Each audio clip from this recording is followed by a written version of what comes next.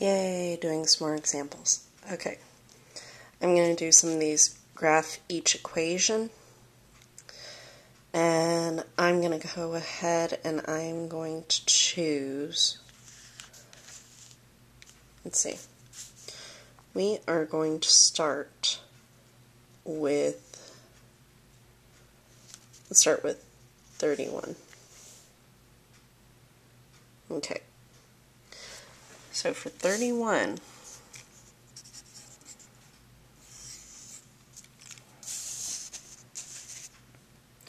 our equation is x minus y equals -3.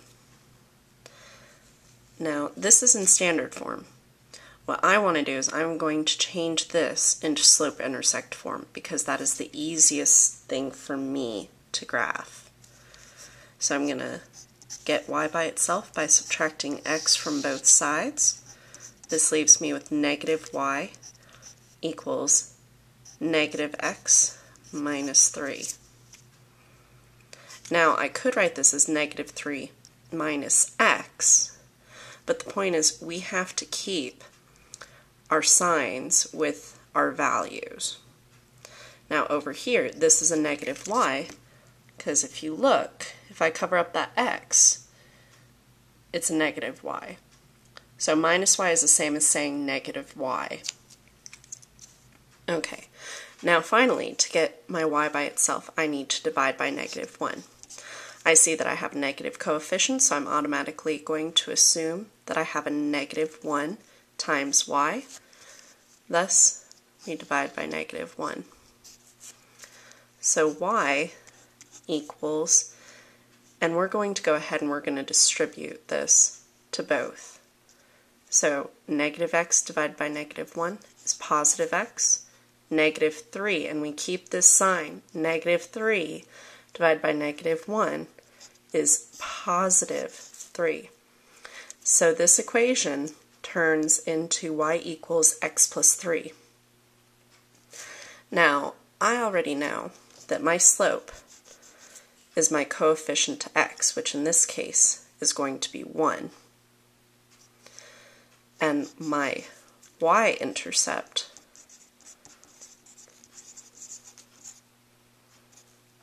is going to be 3.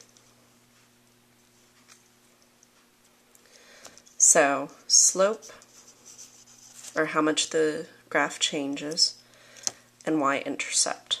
So that's going to help me a lot. I'm going to go ahead and start thinking a chart too. So I'm going to just choose some values. These are kind of my go-to values. So I'm going to plug this into the equation. When x equals -2, so -2 plus 3, that is positive 1. Now, when x equals -1, -1 plus 3 is positive 2. Now you'll notice here we're adding 1 each time. Here we're adding 1 again because our slope is 1.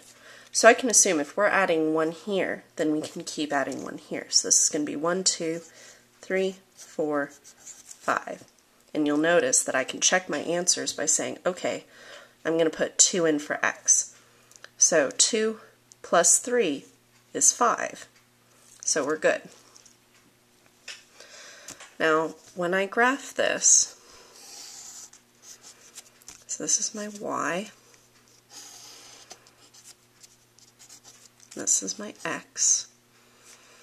I'm going to say we have 1, 2, 1, 2, so 1, 2, -1, -2.